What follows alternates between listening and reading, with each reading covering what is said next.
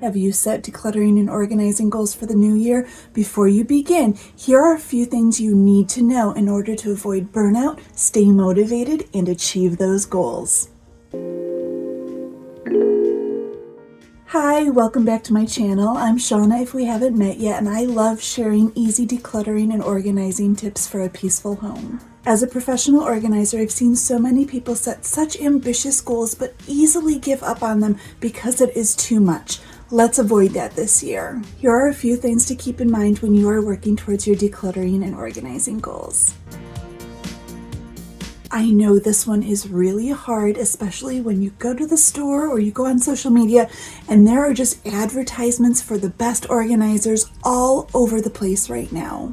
But remember this, before you start any organizing project, you cannot organize clutter. You have to declutter first. If you do not declutter first and go right to organizing, your space is still going to be messy. You're going to still have to dig through all of your items in order to find what you're looking for, and you're going to waste money on containers that you might not have needed in the first place. If you are in this for the long haul, we need to be smart and think realistic. If you struggle with clutter, chances are you have a lot on your plate, and adding something else into it is going to be a struggle. Jumping into a massive declutter or organizing project without a plan will probably end up being a bigger mess in the long run. Pick a manageable pace, maybe 1 to 5 items a day, maybe a drawer a day, 5 minutes, 10 minutes a day, and if daily doesn't work for you, maybe 3 times or 5 times a week is what works best for you.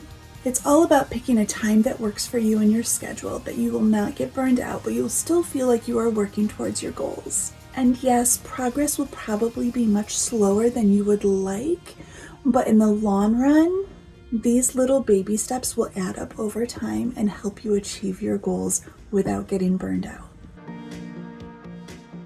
Knowing why you have these goals is a big step in the right direction. Maybe you want to save time every day because you don't want to dig through items anymore. Maybe you want to reduce stress, have a peaceful home where you and your family can recharge their batteries at the end of a long day. Maybe you want to set an example for your kids.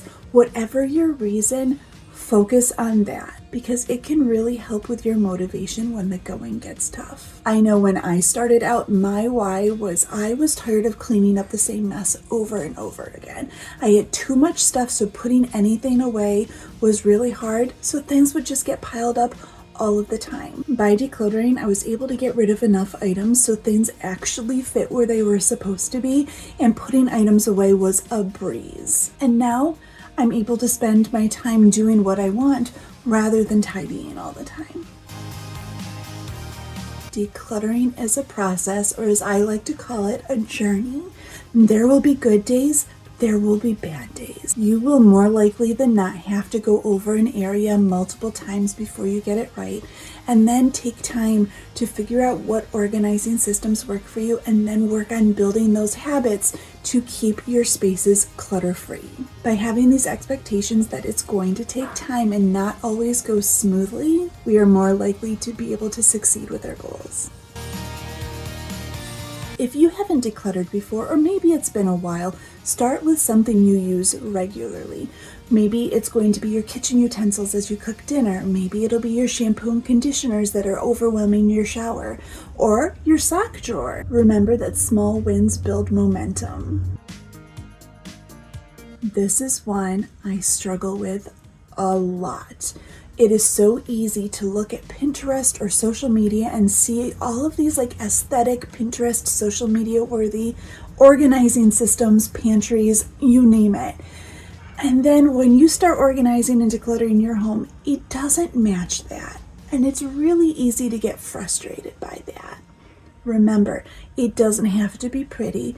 It just has to work for your family. Using shoeboxes, mismatched bins, even old food containers can work just as effectively as even the most expensive organizers on the market.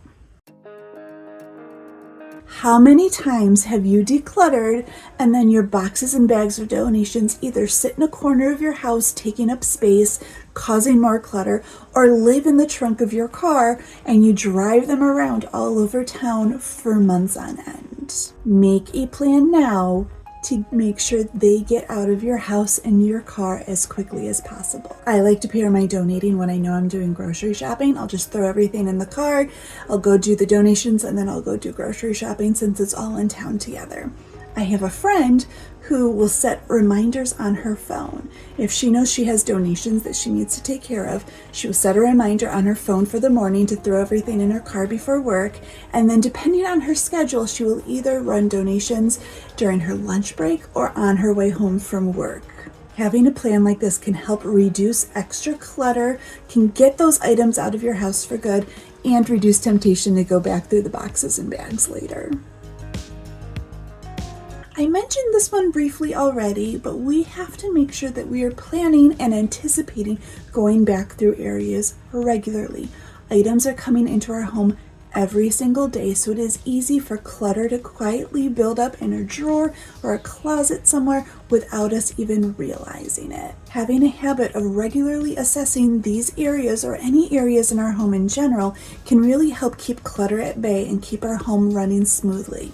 Depending on the area, maintenance declutters are really handy to have about every 3 to 6 months.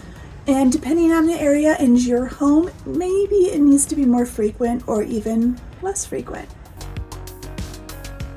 If you are anything like me, asking for help is really, really challenging. However, having an accountability partner or a friend or a family member to cheer you on as you make progress can really set you up for success. If you are really struggling, it is okay to even hire out and get somebody to come in and help you get going on your home. This journey is so much easier with help, and there is never, ever any shame in asking for it.